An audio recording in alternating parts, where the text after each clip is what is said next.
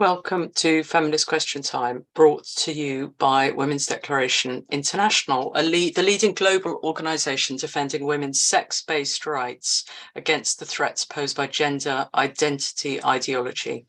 There's more information on our website, womensdeclaration.com, where you'll find our Declaration on Women's Sex-Based Rights, which has been signed by 34,357 people from 160 countries and is supported by 486 organisations. We have over 100 volunteer activists, including 53 country contacts, but we would be really happy to have more volunteers to continue to promote this work of defending women's sex-based rights. So do join us if you can. Today, we have Sarah Phillimore from the UK, and her talk will be about big tech and the censoring of women. Then we're going to hear from Rona Duwe from Germany, the progress of male sexual rights movement in Germany. And then we will hear from Eliza Mondegreen from USA/Canada. And the title of her talk is Down the Rabbit Hole, and she'll be interviewed by Zan Dalio about the WPATH conference, research on gender affirming care and research on online community dynamics.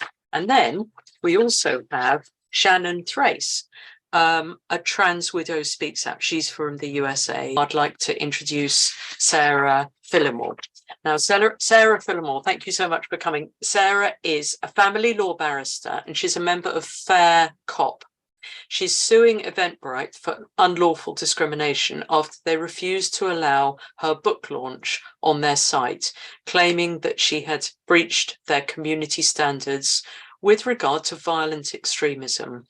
So thank you so much, Sarah, for coming on and talking to us and sharing what you found out and how you're campaigning and what you're doing about it. So over to you. My job, since I found out what was happening in about 2018, which is shockingly late, I know, is to simply campaign as hard as I can for the right for all women to say that sex is real and it matters, and that biological sex ought to be protected in law.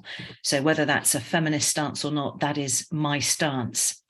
So what I'm going to do is give you a run through about what happened with Eventbrite and what I hope is going to happen. So if what I say today is interesting to you and you want to know more, then don't worry about taking notes or anything. Just check out my Substack. I think if you just Google Sarah Phillimore Substack, it'll come up. So for those of you who aren't aware what happened to me, I, together with Al Peters, started gathering women and men's stories about 2 years ago.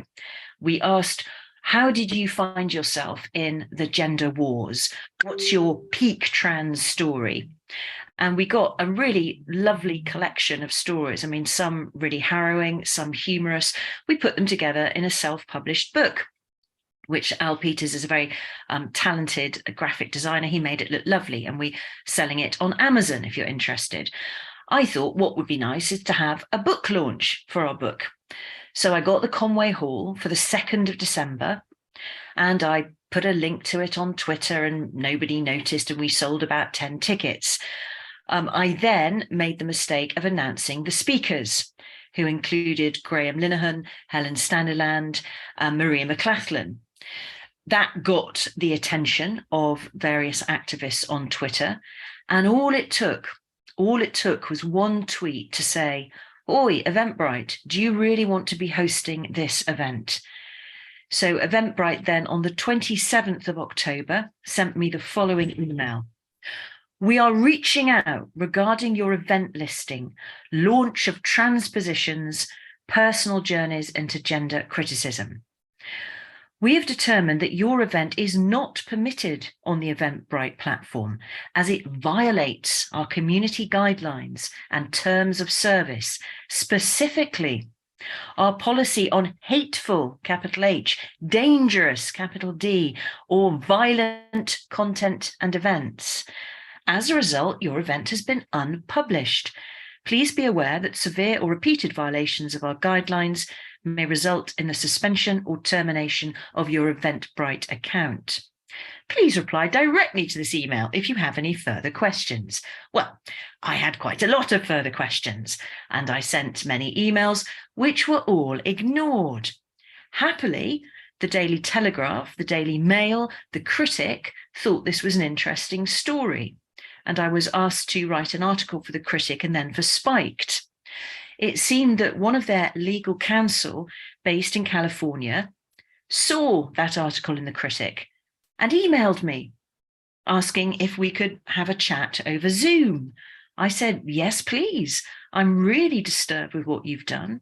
There's nothing dangerous, hateful, or violent about this event at all.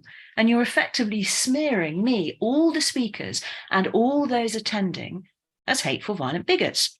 So we had a chat. It was a masterclass in attempted psychological manipulation. I was told how knowledgeable I was, how intelligent I was, how deep my knowledge of these issues ran, and they had so much to learn from me. I said that's nice. I asked if I could see the contents of the complaints that had been made against me. No, they weren't going to do that. They would have an internal review and they would let me know if they would reverse their decision. So I said, well, that's very kind of you. Thank you very much. Appreciate it. And I waited to hear.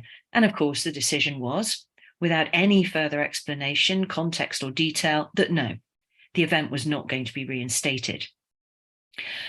What I found most chilling and interesting about that conversation was that the reason given for the pulling of the plug was a duty of care Eventbrite claimed to owe people attending my event.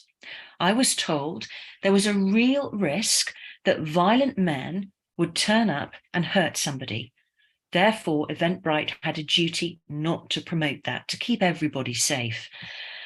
I mean, if that actually was genuine, which I doubt, that's utterly appalling, because that is giving these men the very clear message that your campaign of violence and intimidation against women is working, and we will, rather than stand up to you, shut these women down. So that was really worrying. So I was definitely convinced I was going to take legal action against them. So I managed to get a solicitor. That was a pretty hard job. Nobody wanted to touch it. I was eventually very lucky to get the same solicitor who acted for Sonia Appleby in her action against the Tavistock. Now, his plan, which was very sensible as it turned out, was not to launch straight in with a letter before action, but to make a data subject access request on my behalf of Eventbrite. And I got some of those key documents early this year, and I included some of the more interesting comments, again, in a Substack post. So if you're interested, do Google that and check it out. It is very illuminating about how these companies think. What was really quite disturbing to me was just how much investigation they then went into about me once it was clear I was serious. And they're very excited to discover that Wiltshire Police had 12 pages of my tweets under the heading "A Barrister Posting Hate." Sadly, in their excitement, they forgot to do their research about what happened next when Wiltshire had to concede they'd acted unlawfully and paid my solicitors £12,000. But there we go. There's suddenly a great flurry of interest in me, calling me a Nazi and an anti-Semite. So we've now got a letter before action that went. And the action we're proposing against Eventbrite is based on two key issues. The first is under the Equality Act, because Section 29 of the Equality Act provides a service provider must not discriminate against a person, B, requiring the service, by not providing that person with the service, by termination of the provision of the service, or by subjecting B to any other detriment, such as harassment and victimization.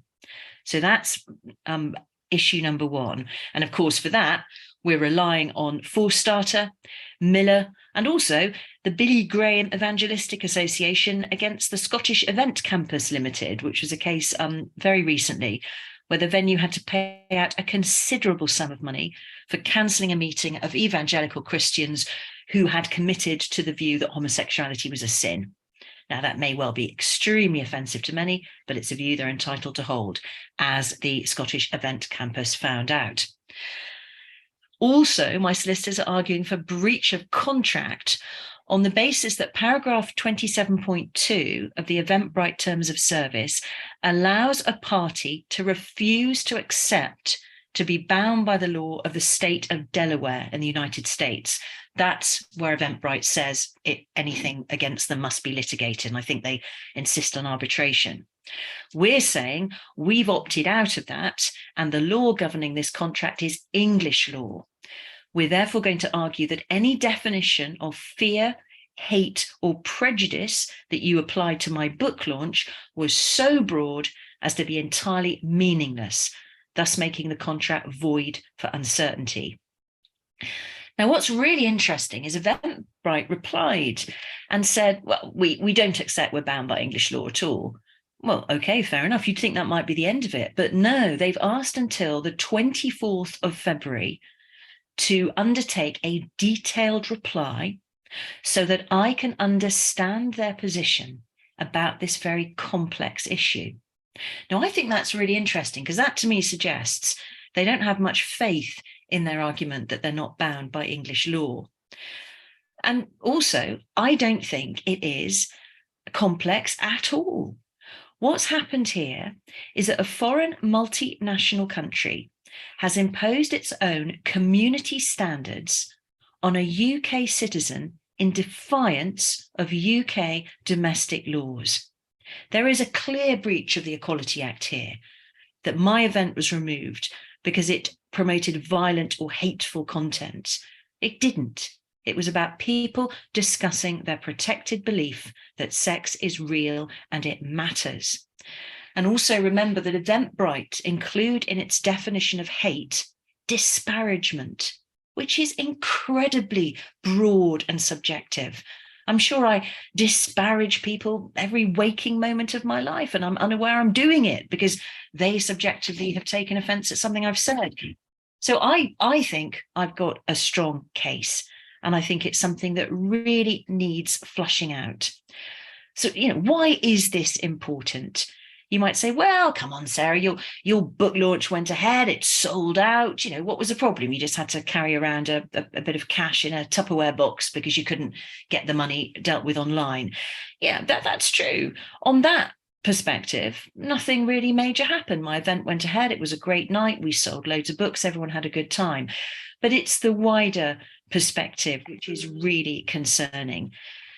Platforms such as Eventbrite claim to be operating to the public good. They relied on breach of their own community standards to remove my event. However, Eventbrite is creating and enforcing these standards with no public consultation and no public scrutiny. The boundaries between laws created by our parliament and efforts to impose a private organisation's own moral code on the wider public is becoming hopelessly blurred. And this has serious implications for the health of our actual democracy. I'm not being alarmist here. We elect politicians who pass laws with a supposed democratic mandate. If a private company can just slide in and undercut those laws whenever it feels like, then that is an end to democracy. I also think my case shows the dangers of political purity. And we've had a rather unpleasant example of that on Twitter, I think yesterday, where I saw Maya Forstater being criticised for not being 100% compliant with the views of certain women who donated money to her. They felt that they were owed something because they'd given her money. I was very disappointed to see that because really, without Maya's judgment, I wonder whether we would actually be able to gather here and now and speak in this way. Remember that we had the state telling us that we were not worthy of respect in a democratic society, that we were on a par with the Nazis. So I think we all owe Maya Forstater an incredible debt of gratitude. And if you donated £20 to her crowdfunder, then you got a very good deal. Our fundamental freedoms secured for a small amount of money. But remember, Eventbrite also did this to, I think, 3 events organised by Women's Place UK. There was a book launch for Karen Ingala Smith, and there was a showing of the adult human female documentary. And Women's Place UK issued a statement at the time saying they're a grassroots feminist organisation and they wouldn't be contemplating legal action. Now, that's absolutely fair enough. I fully understand the emotional and financial consequences of lawfare because I've been involved in it now for about 3 years. These are considerable consequences. They are not to be undertaken lightly, and this is not the weapon of choice for everyone. But I do think it's a mistake to back away from this fight. The disclosure I got under my data subject access request showed me exactly what Eventbrite thinks of women who say that you cannot change sex. And remember, Eventbrite could be any one of these American companies, any one of them. They are all exactly the same. So Eventbrite is just a cipher, as far as I can see, for all of big tech. Eventbrite didn't care if I was allied with the right wing or allied with the left wing, didn't care if I'd read any academic feminist theory. It tarred everybody with the same brush. They sent me a redacted email. I assume that they were talking about WP UK in that email because it was around the time that they pulled those events. And they said, well, we think the people organising this event are a bit more buttoned up than Sarah Phillimore. Fair comment. I'm sure most people are more buttoned up than me. But that the events were essentially the same in that they both promoted trans denialism / exclusion. So this is the problem for all of us. It really doesn't matter where our allegiances are. The moment you demonstrate less than 100% compliance with the idea that a man can become a woman anytime he feels like it on his simple assertion, you will be swept into the dustbin of hateful, violent, dangerous content by these companies. So this, I think, is the beating heart of what is going so very wrong. It doesn't matter how prettily we dress it up or if we're talking about compassion for trans people. If you think biological sex is real, then you are going to be denied goods and services by companies which are effective monopolies in really important areas. I mean, look what happened to the Free Speech Union and PayPal. I mean, happily that was reversed. But these American companies control really significant services. What is the alternative to Twitter or Facebook or LinkedIn or PayPal? There's not really real competition. They're monoliths. And if you find yourself excluded from these services, that could be at an enormous cost to the individual. So this is a breach, I say, of not just my right not to be discriminated against, it's a breach of my Article 10 rights protected again by the European Convention. And another reason I'm really upset about these decisions is that they form a vicious cycle of legitimization for yet more discrimination. I was really shocked about a couple of weeks before the event to get a telephone call from the Chief Executive Officer of the Conway Hall itself. That was the venue for our event. He didn't want to cancel it, but he told me he'd been getting a lot of complaints and he didn't want me to mention the venue on social media. So I complied with a heavy heart. I was very grateful that the Conway Hall did not pull the event because then I would have had to have sued them as well. And I didn't want to do that. They have a proud history. And I know I've hosted very many events which are supportive of women and women's rights. But it was clear that Conway Hall were being beaten with this stick, that if Eventbrite thinks it's so awful, why the hell are you allowing it to go ahead? So for all these reasons, we have to fight this. It's really important. This is not just me having a spat. This has implications for everybody who finds themselves outside the community standards of these private companies. So I think this involves really big and serious questions that transcend political or ideological affiliations. If you agree with me please do consider supporting my action. I know money is really tight for everyone right now. So if you don't want to donate, you can't afford to, or you don't approve of lawfare, then please just talk to people about what I've told you this afternoon. I think it's so important.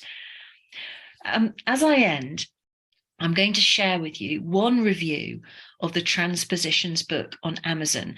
Now you can go and download the book. Hopefully it will work on your Kindle. There's a few problems with the PDF for £3. So you can make up your own mind about this. I don't accept for one moment that the men and women who shared their stories with me and Al are hateful or part of a cult. But this particular person who provided this review is a very clear example of the kind of man that Eventbrite and all the other companies are empowering and enabling. And this is what he said. This book works as a great catalogue of a time when certain people took leave of their critical faculties and decided that a small, marginal section of society were to blame for the problems of a traumatized generation in an increasingly insecure era. It works as a study in the pathology of hate and how easy it can be to manufacture tensions and manipulate frightened people into cult-like behaviors. I recommend this to any student of sociology and/or psychology. Sarah Phillimore has accidentally compiled her own body of evidence against herself and those she has exploited for this dossier of paranoid fantasies. They are right to remain anonymous. See, what these men are not without intelligence. And what they've done is they've learned and they've parroted the language of the oppressed. And they have so very cleverly insinuated themselves into almost every organization, public and private, with this story of being the most oppressed. It's been very cleverly done. I have to hand it to them.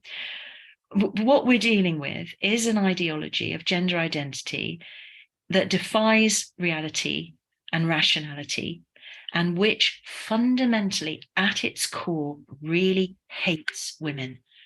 So I think it's vital that we're able to put aside our political differences, dial down on expectations of purity, and fight this before it really is too late. If Maya hadn't stood the course, would we be able to talk freely now? I have my doubts. So thank you very much for listening. If you can afford a £5, I would be very grateful. If you can't, please just talk, disseminate, discuss. And this will happen to other people, and so be ready. And as I said, I will put the text of this talk and a number of links to my crowdfunder, some articles and some case law on my Substack on Sunday night. So if anything I've said has piqued your interest and you want to know more, then you can have a read of that. But thank you very much for inviting me, and thank you very much for listening. Is Fair Cop doing many actions at the moment, or are they things on a back burner? Because they were very active, or you have been very active with Fair Cop. I think the most recent big case was Darren Brady. That was a very interesting case where both he and Harry were unlawfully arrested, and that all fizzled out because the police didn't pursue it. We're still waiting, however, for the revised guidance on hate crime. Still, even though Harry won his action in December 2021. So yeah, things are a little bit on the back burner because the College of Policing are just dodging the issue by not revising the guidance. So we're all in limbo. What are we allowed to say? And this is, I mean, the case of Posey Parker, Kelly J. Keane being arrested over the Brighton event is huge. So it's going to be so interesting to see what happens next. And I hope Fair Cop can do whatever it can to help. I mean, we need to see what she's been charged with for a start. But if it's anything like what was recorded against me, I'll just share with you my favourite thing on the 12 pages of police tweets was a picture of my dog looking cute. And above it, I'd said, my dog would call me a Nazi for cheese. That was recorded on a police database as hatred towards a transgender individual. I am not joking. This is the absurdity, the stupidity, the terrifying risibility of all of this.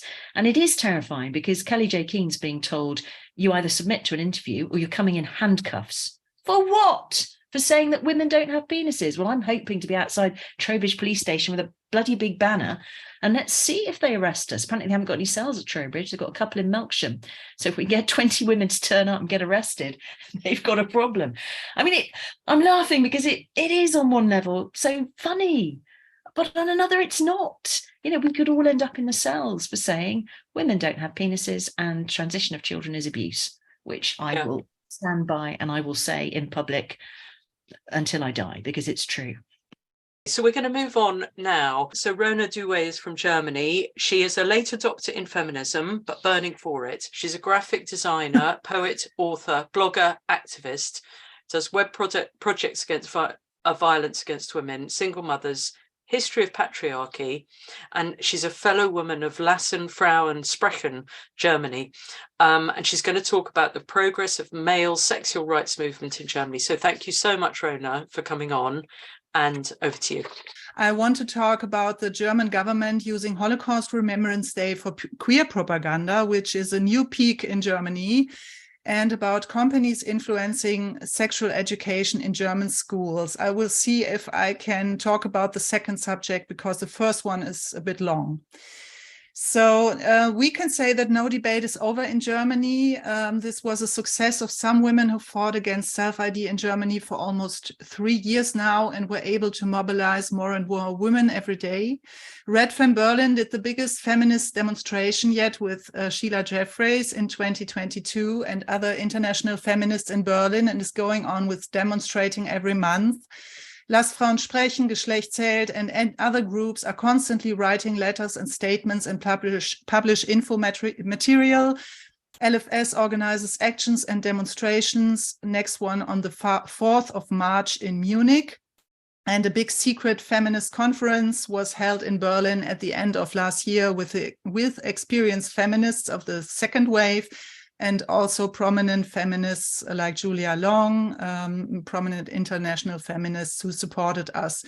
And we have a growing number of women opposing gender identity ideology who have appearances in media and press. So as resistance of women is getting stronger every day, our queer officer, Sven Lehmann, has to strengthen efforts. A side note that Lehmann has a budget of 70 million euro to promote the acceptance of queer lifestyle, which has culminated in an action plan, Queer Living, of the German government. Eva Engelken talked about it last week. This action plan has the whole queer program in it. For example, change of family and parentage laws, reproductive rights, stealth surrogacy, forcing gender identity ideology on children via education, criminalize parents who oppose transitioning of their children, and so on. Lass Frauen sprechen and WDI Germany wrote and published extended feminist statements against this action plan, adding a special issue concerning lesbian mothers because lesbians protested our statement. We also applied to take part on the consultation with lobby groups, which is part of this action plan, but we would think they will surely reject us. So we observe that they spread their efforts now as no debate around German self-ID hasn't really worked.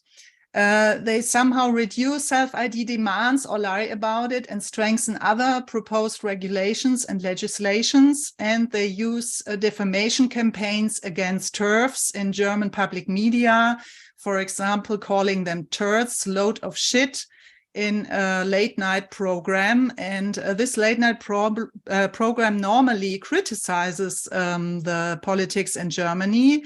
But in this program, they made propaganda for the German gender identity politics. And so our family and women's minister and our queer officer were very happy about it.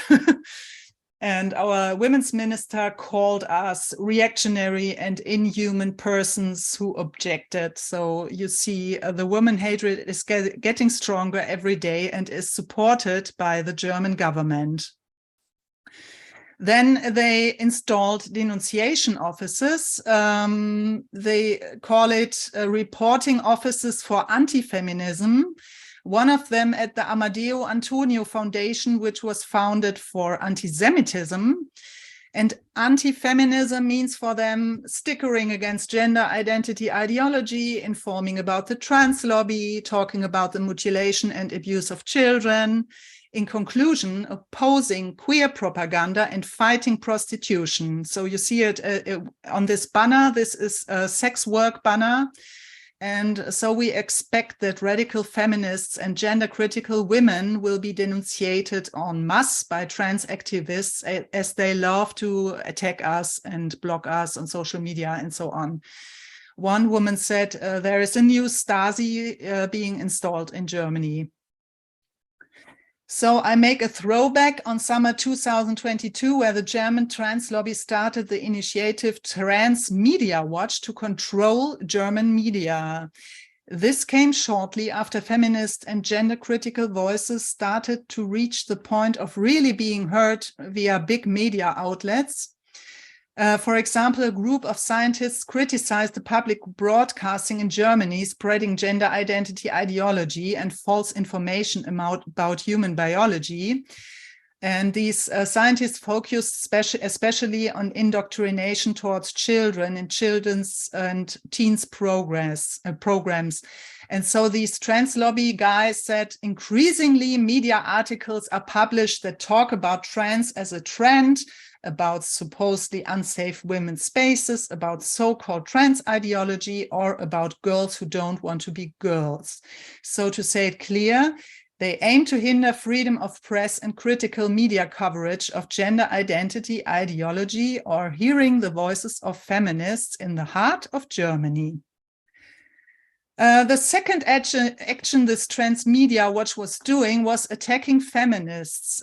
Shortly afterwards, they focused on a defamation campaign against young PhD of biology, Marie-Louise Vollbrecht, who already talked here in WDI Feminist Question Time. German media and German trans lobby started a big harassment campaign against her, which has lasted until this day.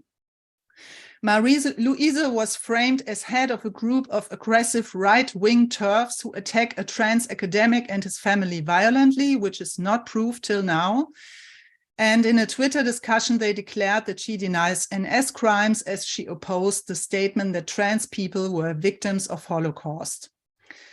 Trans Media Watch spread a hashtag then, defaming Marie-Louise as a denier of Nazi crimes. She sued them then as sued the trans lobby group, DGTI, and won the first case.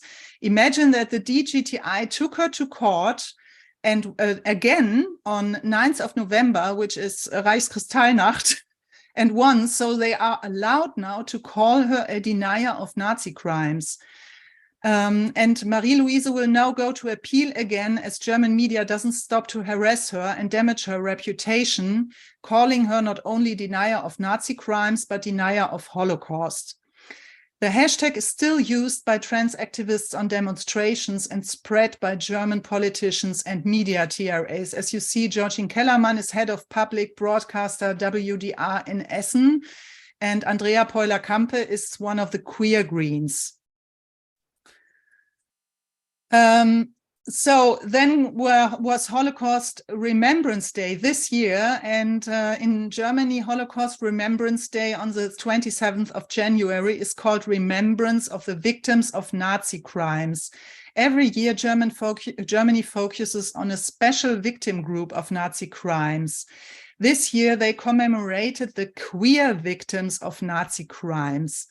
There was a discussion beforehand as some people emphasized that most of the victims were homosexual males and that queer is a term that wasn't known. As we know, trans activists love to use the term genocide or Nazi crime if they are confronted with the reality of being a man by feminists or with a simple no by women. So German government gave a big gift to all these activists, framing the homosexual victims of Nazi crimes as queer on International Holocaust Remembrance Day.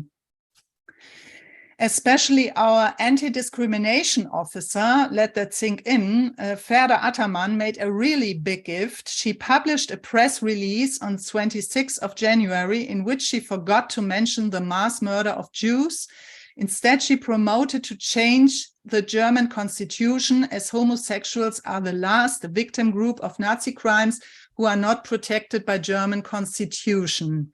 But she doesn't demand protecting sexual orientation, but sexual identity. So this can mean anything from homosexual to pedophile or paraphilias. The Greens and pedophiles in Germany have already tried to protect sexual identity in constitution in 2010, but failed. Now they try again and have the argument to protect a group that was persecuted by Nazis. The reverse conclusion, everybody opposing gender identity legislation is a denier of Nazi crimes now, certified by German government. Also during the memorial in German Bundestag, they used queer propaganda vocabulary. You can imagine how the shitstorm was flaming as I wrote a Substack article against this horrific development in Germany. Especially homosexual males were very aggressive. For example, a gay sadomaster who doxed me, and Mr. Georgine Kellerman again, who told that it was a lie what I was saying. And yesterday I was locked out of Twitter because I confronted the CEO of Christopher Street Day Germany with pedos on Pride Cologne and a banner of TERFs can suck my huge trans dicks on CSD Dresden 2022. So since Holocaust Remembrance Day, this guy has a crush on me, attacking me as a bitter woman doing podcasts with dogged lesbians. So I think I'm very close to a reality he wants to hide, and he blocked me today on the account of Christopher Street Day Germany. So, and you can see above here, they say, this woman would have been a good supervisor, would have been a good supervisor back then in the Nazi times without batting an eye. All those who did not conform to her heteronormative world would have been put in the gas chamber. Or they call me a feminazi or a fascist and so on.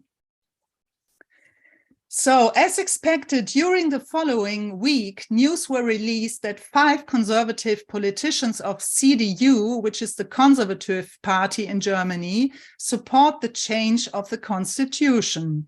Reason, they tell, the last group of people who were persecuted by Nazis, homosexuals, shall finally get protected by law via sexual identity.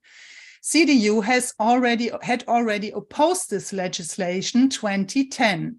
Several legal specialists and feminists stressed that sexual identity is a totally unclear term and could be used to protect paraphilias and pedocriminals. They already convinced 5 conservative politicians, some of them very well known in Germany, and they will need 36 CDU politicians to enforce the amendment. So we are fighting against this, writing letters and talking to them. We are also observing that the pedo activists in Germany are strengthening their efforts. They demonstrated on Pride March in Cologne 2022, while lesbians were violently attacked on the Dyke March. A growing number of people on social media seem to think that the strong drive to abuse a child is an unfortunate innate disposition or even sexual orientation. And they also fight for the change of the constitution to get sexual identity in. They have a petition running, and they are organizing on a European level to promote themselves in the EU Parliament as a persecuted minority. So I have 7 minutes left, and I talk about the next subject. This was a small win. It is about gender identity ideology material in German schools provided by brands of US American major corporations. We had a daughter of a feminist friend who brought sheets home where gender identity ideology and its vocabulary is promoted. The material is for the biology class or sexual education for children in the 6th grade as young as 11. On one sheet, it says that a girl wishes to finally get a surgery to become a boy. I translated it over there. On another sheet, they are explaining that men can be lesbians They also promote terms like cis, demigender, or asexual. As the friend was talking to parents of other children of this class, they said nobody understands what all these terms means, but we don't care about it. The parents are not really irritated about these sheets. We researched where this material comes from and found out that there is a whole puberty topic portal provided by Always on the online platform Lehrer Online, Teacher Online. Here teachers can download material for their classes. Always is a brand for menstrual products and belongs to the American corporation Procter Gamble. Procter Gamble did a whole campaign for menstrual products of Tampax and Always with males in USA. They also promote with females on testosterone and amputated breasts for their shaving brands Gillette and Brown in USA and Germany. Jennifer Bielek analyzed that they advanced towards the promising and profitable trans market and don't mind to throw their female customers under the bus for their image as a trans-sensitive company catering the medical industrial complex. They also invested in pharmaceuticals and completed an acquisition of Merck's consumer health unit, business worth $3.8 billion. So you see, this is a great market, and this market is going in German schools. We were, in this case, successful in fighting this publication, a small win of Always, as we worked with one of the biggest conservative tabloid in Germany, the Bild-Zeitung, that even mentioned us as women's rights activists. So this is something new. They published an article about it on their online and print issue, and a video by another newspaper followed. It was also covered by television. And we generated so much media pressure that Always silently withdrew the whole publication. We are international feminists. We found out that Always also tried this in USA and Canada. In Canada, the material seems to be worse. In USA, they seem to be successful in fighting it. So as Always still has its puberty channel on Lehrer Online, I checked if they still offer similar material. I didn't find it on their channel, but discovered material from the lotion brand Dove. Dove is also promoting gender identity ideology for minor students with another publication called Proud to be Me. So you see, this is the whole program of gender identity ideology, talking about gender dysphoria, about sex is not binary, sex is a spectrum, and you have to be kind to men who say they are trans, and so on. Dove is a brand of Unilever, so I checked the diversity standards of Unilever. And diving about 10 minutes in, I found out that they offer a relationship portal about different forms of relationships and sexuality via their brand Close Up. I put the term minor attracted person in the search field, and bingo, found a lot of articles about relationships between people with a high age difference and how to tell your parents or not tell your parents. And I looked closer and found out they have a whole topic about age gap, normalizing relationships to much older men. So we have a lot of work to do. I only touched the surface. I think it's a very lot material. And we are all researching and doing as some woman show in Germany. It is a lot of work to do, and we try to cooperate internationally now. We have to clean all the garbage of the international male sexual rights movement. I was unlocked on Twitter yesterday again, and while I was writing this presentation, confronted this Christopher Street Day guy again, and he blocks me now. So for now, thank you. Furious women will fight this, I think, and will win this. We're now going to go to Elisa Montegreen from USA/Canada. She's a graduate student, and she's going to be with Zan, who is going to be also discussing with her. So she's going to be in conversation with Zan. Thank you very much, Zan. And so Elisa is a graduate student researching online trans and detrans communities. And the title of her talk is Down the Rabbit Hole. So without further ado, I'll pass you over to Zan and Elisa. So my first question is, yeah, so you're a graduate student and studying this gender identity thing from every angle. So like, what was your impetus? Or do you have research questions or a thesis, or how did you sort of get in? And so I had worked in the nonprofit sector at a think tank for a number of years and had watched friends of mine and also just the work that I was doing being increasingly kind of pulled into the orbit of gender identity. And I had a lot of questions and just spent several years just writing long Google documents with like all of my questions and all of the material that I could pull out. And to actually do a thesis, you really have to narrow down. And the question that I decided that I was maybe best equipped to address, and that was maybe the most neglected in the research, was around the role of online trans communities and how they shape the attitudes and beliefs and knowledge that young people have about gender, and how they shape intentions and expectations for transition or detransition. And so I focused on Reddit communities. I focused on females, members of these communities. One of the problems with other research, including the very limited research on internet communities, was that they wouldn't distinguish between, are the people involved male or female? And of course, there are a lot of reasons to think that males and females have very different paths into and out of trans identity.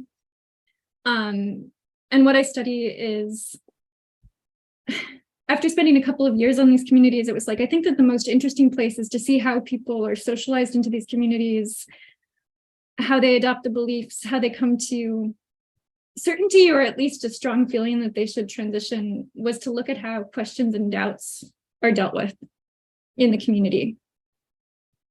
And the short answer to that is that questions and doubts come up all the time, but they almost never come up unpackaged. So they will be kind of wrapped up in this other language where you'll say like, I really feel like my internalized transphobia is coming out here because I feel really nervous about like the surgery that's coming up, or I have really mixed feelings about changing my legal documents, or I feel like I have like an imposter syndrome because I don't feel like a man, or I don't feel like I'm really trans and I might feel like I might be faking it.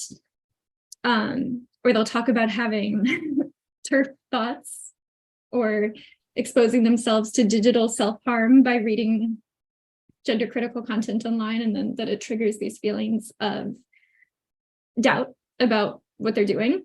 And basically the effect of packaging your own questions and doubts in this way is that you say up front, like, this really isn't important, and like, I need the community to like help me put this down.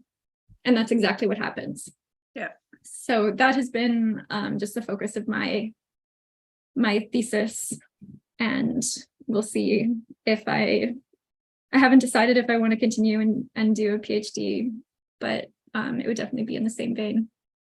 You know, you let me hook here. You had you did an unheard piece. It was with the title of "Why should lesbians have sex with men? It's now bigoted to be attracted to female-only bodies." And in that article, you mentioned a survey that you did. Mm-hmm. Called Unspeakable LGBTQ,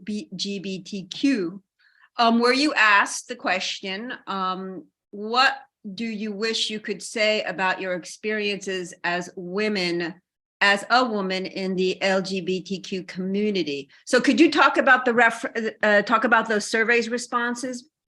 Sure. And I should make it clear, this was before I was a graduate student. So this wasn't academic research. This was just, I was working with two friends, one of whom had detransitioned and one had desisted. And we really just wanted to kind of create a space where women in the LGBT community could talk about, what was going on, what they were experiencing. So we created that in the summer of 2021 and got hundreds and hundreds of responses. And they were really there were comparisons between participation in, LGBT communities now to like growing up in an oppressive religion like Mormonism. There were women who were talking about like being pushed back into the closet or being pressured to accept male sex partners or being constantly bothered about pronouns and how they identify because they were gender nonconforming. They talked about older women would talk about like the loss of spaces. So like bookstores and bars and clubs where they would go to, and even, picnics and Mishfest and all of these events that had been such an important formative experience for them. And younger women would talk about how that these were almost like mythical spaces for them because they had never existed in the lives of younger women. And there were just a couple of quotes that I just wanted to mention from what women wrote in. One woman said, "We're allowed to have no leadership positions without the prohibition or surveillance of men, even in our own organizations. I was excited to join LGBT spaces and meet people like me, but it wasn't like that. I left one cult and I found that what awaited me was another. In LGBT and other progressive circles, women don't have the right to assemble without the presence of men, who by nature of being male have no ability to relate to the experiences of women. Just like my old religion, you aren't allowed to question the ideology. In this case, it's transgenderism, without being ostracized. And just like my old religion, men's feelings and sensibilities must be taken into account in everything that women do." And a couple of women wrote about having either desisted or detransitioned from trans identities, and that they had, one woman said, she spent years running from being a butch lesbian, and that she said she had transitioned in order to escape the shame and the fear that she had. And she says, "When I finally came to terms with the fact that transition had not really helped, and I was still the same me, I detransitioned. I wanted community more than anything then, but there isn't a place for me anymore. Before I transitioned, there were several lesbian groups in my area, but they don't exist anymore. As far as I can tell, there's no lesbian space or group anywhere in the city. I can't express how painful it is not to have a place to belong." And a young woman who desisted said that the problem with leaving the trans cult as a lesbian is that you can never really leave, because the ideology is in every LGBT space, every LGBT charity. It's on every dating site. It's on the front page of every news site every day. You attended to this recent WPATH conference, Undercover, you said. Mm-hmm. So what was that about? Tell us about that. Sure. So the World Professional Association for Transgender Health came to my city late last year. As you can imagine, it was pretty hard to resist going to see what was going on, as somebody who's been researching what they call gender affirming care for several years. And I would have to say it's very different to, I had read dozens and dozens of research articles and listened to interviews and taken hundreds and hundreds of pages of notes on this belief system that is infecting medical practice. And it is a completely different experience to actually go and be surrounded by people who are true believers or sure willing to act like it if they have maybe more opportunistic motives. And I think that it really is a mix between opportunists and between people who have an almost religious attachment to the ideology. This is something I've talked about a few places, and I've talked about kind of the wilder parts. Like there were sessions about people who claim to have multiple personalities and how you can transition a person who has too many personalities for the therapist to interview about their transition goals. And I've talked about the eunuch session before. So what I really wanted to just mention today was kind of the more mundane talks and how those were, in a way, even more disturbing, even though they were much less flashy. So there were a lot of sessions about issues like mental health assessment for adolescents with mental health comorbidities. And it was interesting because the conference had imposed the title that included assessment on the presenters, and the presenters were unable to speak about what they did without putting assessment in, these very ironic, heavy air quotes.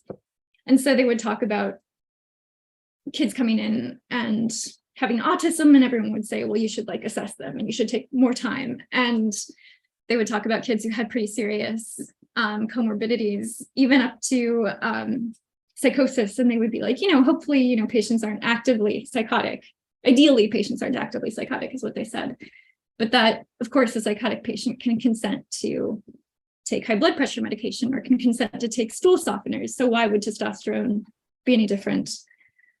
And they also there was a session from the Dutch clinicians who were talking about some longitudinal research that I don't believe has been published yet, but they were presenting. And it was like, okay, for these patients who we transitioned as teenagers in the 2010s, and they're now in their 30s, have their gender identities changed over time? Has their sexual orientation changed over time? And how do they feel about questions of fertility? Because all of the kids who went on this protocol, they were puberty blocked, and then they were given cross-sex hormones. And so the effect is that they have been sterilized, that they cannot have biological children. And they're reporting these very concerning results that it was something like 40% felt like it was, it was problematic. Or I think the translation that they used was that it was troublesome, that they had lost their fertility. And there were participants who expressed that they just hadn't been old enough when they were 11 or 12, when they started down this path to consent to give away their future in that way. And a few minutes later, the presenter will be, she'll be joking about how she really doesn't like to do prediction, and she can't predict how she'll feel in the future.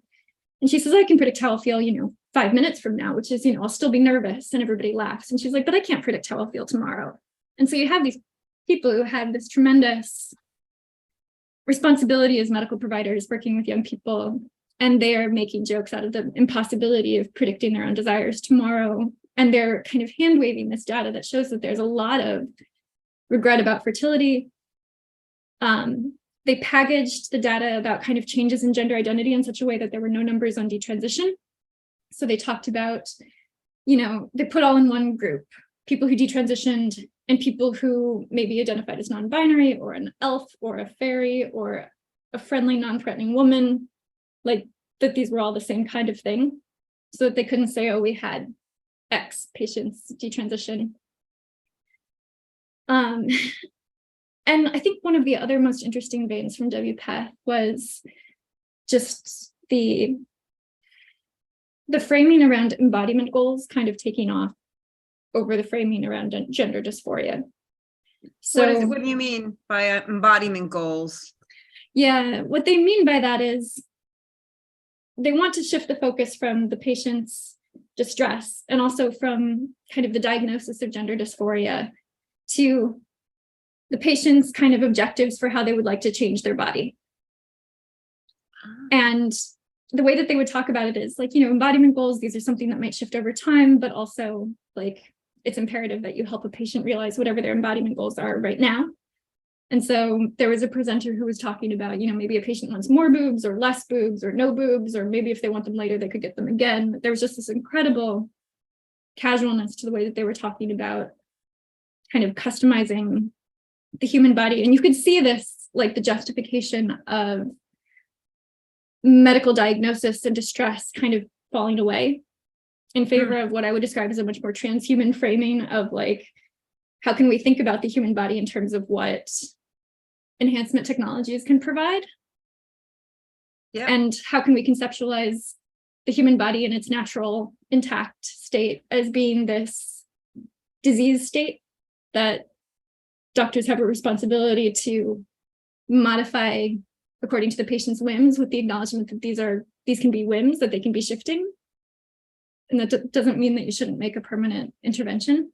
So you've written about the dangers of, just a few articles about the dangers of gender affirming care. Well, after going to the WPATH conference, are there just some few little statements you could say about it, or is it just feels like there's too many questions and that you're still kind of battling with on all of this? Or some impressions, maybe that would be the word.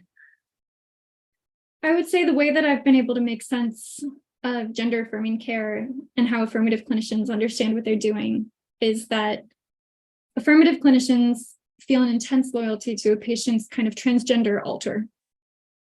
And that this is not the same thing as feeling an intense loyalty for like the actually existing physical patient who's sitting in front of them. And it can really be the opposite, that this belief in the transgender alter, it's a belief that allows a doctor to do basically unlimited harm to a patient in the belief that they're doing good. And that the way that affirmative care works is that you basically, a clinician will lose sight of who the patient is almost immediately, because once trans comes up, once a kid says I'm trans, it's like nothing else matters. Not if they have other mental health comorbidities, it doesn't matter what's in their biography, if they have a history of sexual trauma or bullying. It doesn't matter if they're probably just gay, and it doesn't matter what age or stage they're at. And so as soon as a kid comes out as trans, the doctor will lose sight of sex. They'll call girls boys. They're still girls. They will conceptualize a patient as wrongly sexed as being in need of reconstructive relief.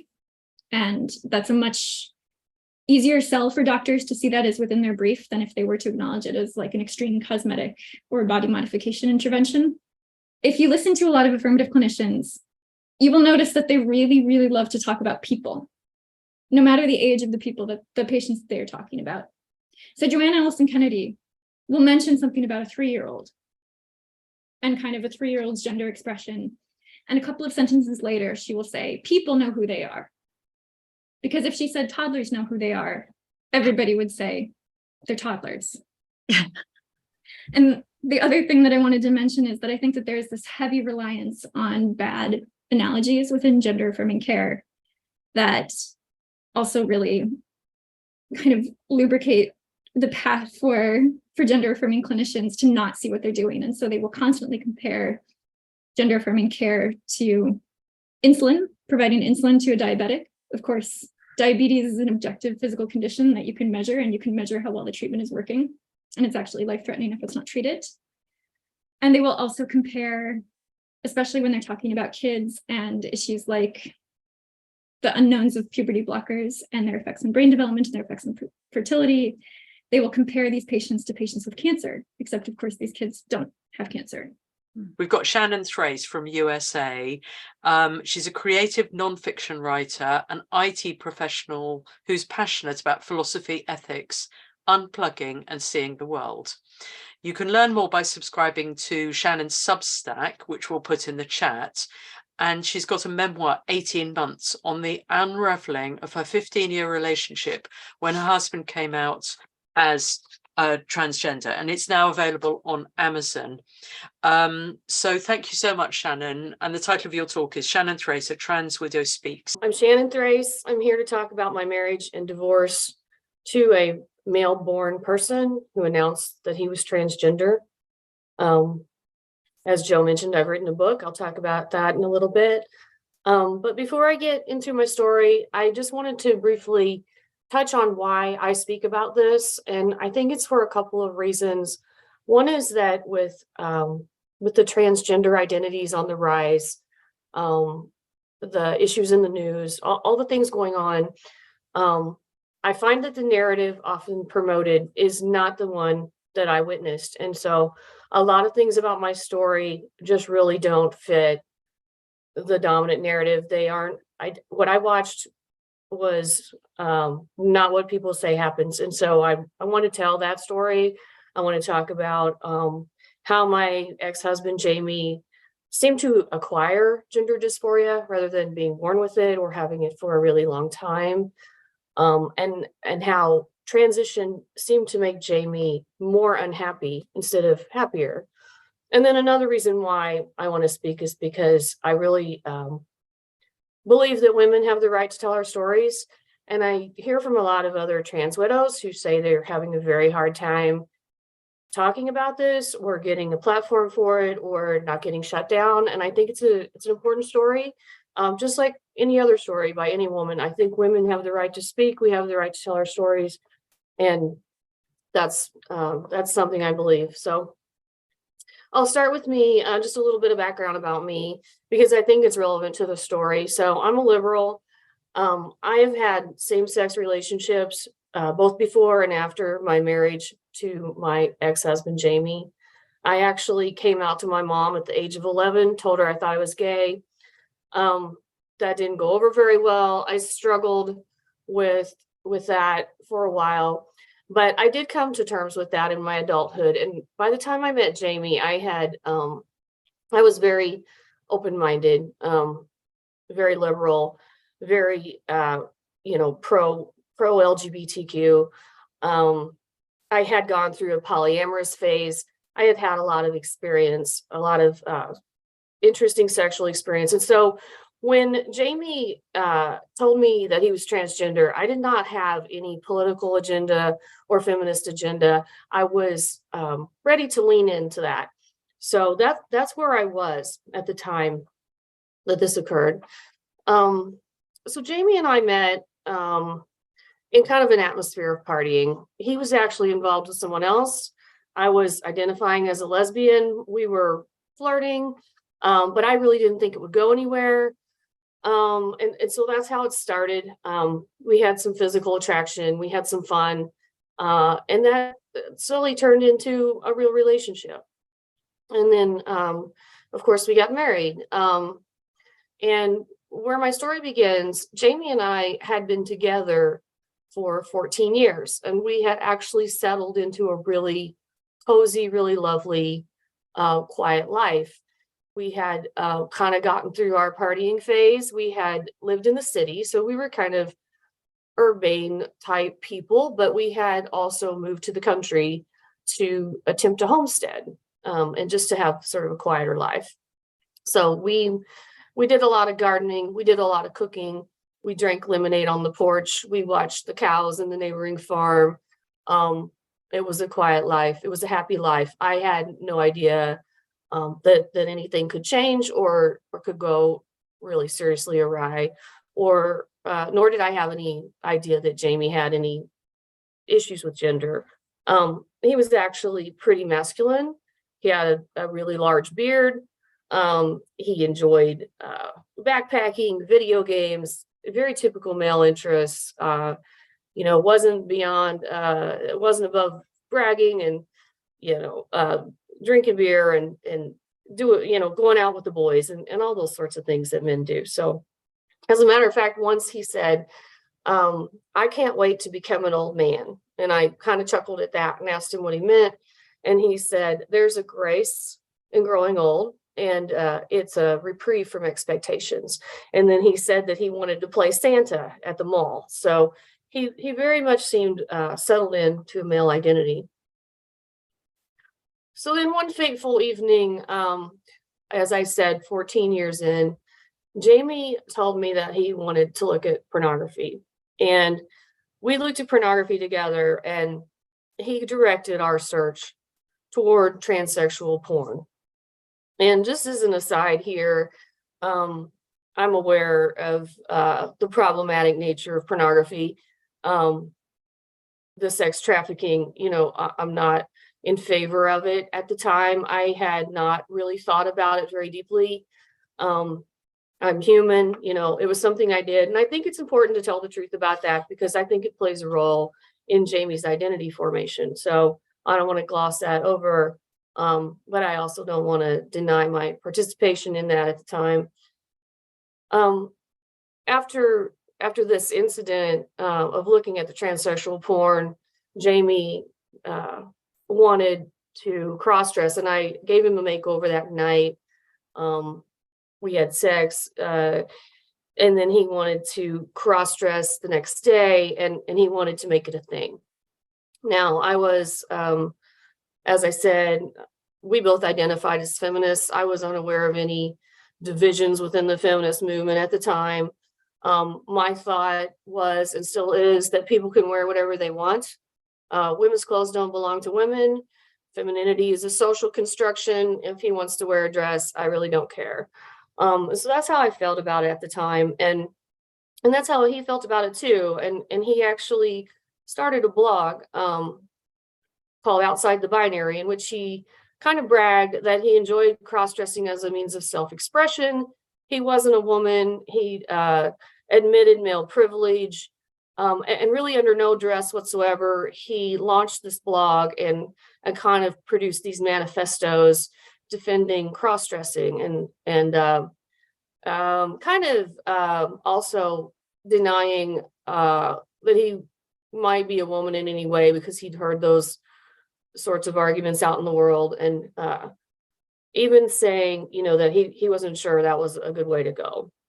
So that's where he was for quite a while, for several months. And then one evening while we were out dining at a restaurant, somebody told Jamie, hey, I just realized that you look like Brad Pitt. And Jamie started to cry. And the conversation that we had as a result of that moment revealed that Jamie had acquired gender dysphoria, and then he had started to think of himself as a woman. He had started to believe that he was passing, which was actually really odd because during those first months, he was dressing rather androgynously. Sometimes he'd wear a woman's shirt, maybe with some, bell sleeves or a ruffly neckline or something like that, but he'd still wear jeans and like high top chucks and things like that. So it really came as a surprise to me that he was feeling that way. And it seemed like maybe it even came as a surprise to him. And shortly after this, Jamie said he was transgender. He came out to his friends and family, and immediately, overnight, he plunged into a misery that was just remarkable. He cried every single night from the moment of the reveal. And our life really took a downturn. And two things I think were especially affected. Everything was affected, but two things really were suffering at that point. And one of them was sex. And that was because Jamie had gender dysphoria now, did not like to think of himself as a man, did not like to acknowledge his body parts. And so, as you might imagine, it was difficult to be in the moment physically with someone who needs to play all these head games and to deny what he is. And so many things would trigger it. And there was a lot of pretending and so forth. Also, because of self-absorption on his part, he seemed to be thinking about how he looked and how he should dress and what he looked like sexually. And he was interested in doing some sexual things that I was willing to role play for him on occasion, but I didn't want these things taking over our sex life and replacing real skin to skin contact and honesty and intimacy and things like that. And then another part of that was that he got laser surgery. He started to dress a lot more ridiculously, really, just to wear much more femmy things that I wouldn't have even been attracted to had they been on a woman. And so his presentation started to turn me off too. And so we were both struggling. He was struggling because of gender dysphoria. I was struggling because I wasn't interested in this presentation that he had put on. And this is why I like to mention my past, because a lot of people will say, well, if you're a lesbian or you're bisexual, you shouldn't have any trouble here because now your husband's a woman. Well, he wasn't a woman, right? And so having sex with a man who's cross-dressed or who's acting is not the same thing as having sex with a woman. And then the other thing that really suffered was our communication. And that suffered because he had started to take on a very practiced fake persona. And I think that's interesting because the story we're given is that these people are naturally, a man is naturally more feminine or a woman is naturally more masculine, and that they're just revealing their true authentic selves, right? They're being what they always were anyway. If that's the case, why did he need to practice? Why did he need to raise his voice to a higher octave so he could sound a little more feminine?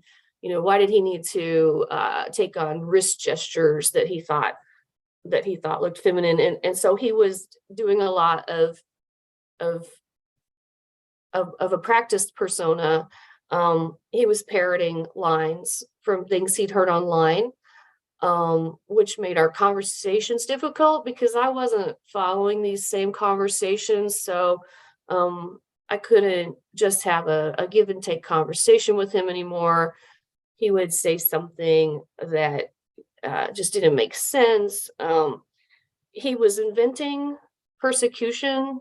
He was saying that various people had been mean to him, that they had been transphobic, or that they had hassled him. And in some of these situations, I was there during the moment that he reframed later as an incident of harassment. And I was, having been there, knew that these things didn't happen. And so he was lying. He was parroting what turned out to be lines from activism circles, which I didn't know at the time. And it became very difficult for us to communicate. The other thing that started to happen was this nightly crying. It didn't cease. And Jamie started to have a lot of meltdowns at home. He had meltdowns about how he looked, about how he thought someone was treating him, about how he thought someone was perceiving him. One of the things he worried about was, did he look gay? Which really bothered me, right? Because that sounds kind of homophobic. It's like, well, you know, why is that a bad thing, right? So Jamie was having a lot of depression, a lot of misery, a lot of drama, a lot of meltdowns, and he ended up going to a therapist who prescribed him antidepressants, but who also said that she thought that it would be, quote, fun to transition him. And she said that on his very first visit. So, you know, I have to wonder if she had some influence there. Jamie also dropped out of housework, hobbies, work, just about everything. And so we lived for several months in this real turmoil and stress, and it started to really get to me. And so I took a solo camping trip so that I could think. I did some writing, and I did some thinking, and I did some soul searching. And I came out of that realizing that I needed to get a divorce. It had been months with no change. Jamie wasn't willing to be honest at home. That was really one of the main things. And so I came out of that trip realizing, most of all, that I could not compromise my own integrity. And so I realized that no matter what else might change, you know, even if Jamie got happier or whatever else, or started doing more housework or these sorts of things, that I wasn't willing to lie. And Jamie had stopped saying that he was presenting as a woman and started saying that he was literally a woman.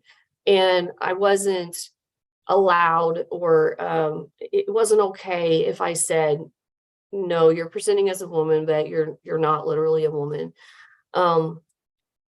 I had used pronouns to be polite. I had started to think of them as contributing to the problem, you know, and so I became conflicted about that too. The other thing that I decided during that camping trip is that I just will not sacrifice myself.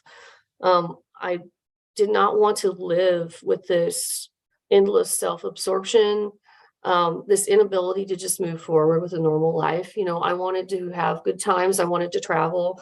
I wanted to live well. To me, that's not compatible with this kind of constant rumination and, you know, seeking persecution and looking for trouble, and just endless, really rumination on identity. It's not a way I wanted to live. And so I initiated a divorce. And after the divorce, I really picked up my life. I went to grad school. I did some traveling, and I made a good life for myself. So it was a good thing that I left. It was definitely a positive move in the end. As I said, I have written a book on this. It's called 18 Months. It's available on Amazon. But the thing I think want to leave people with, especially women, is just that I didn't want to compromise myself. I didn't want to compromise my integrity, my honesty. And I don't want anyone else to have to do that either. And so I get letters from women who are in the same situation asking me for advice. And, you know, if the question is, how do you get this to stop? Or how do you, change their mind. I don't know the answer to that. The only thing I can say is that I want women to think about, what do you want to live with? What do you want for yourself? What, feels honest, what feels right. And that's what I want for women. That's what I wanted for myself. And that's what I want for every woman. So thank you very much for letting me speak.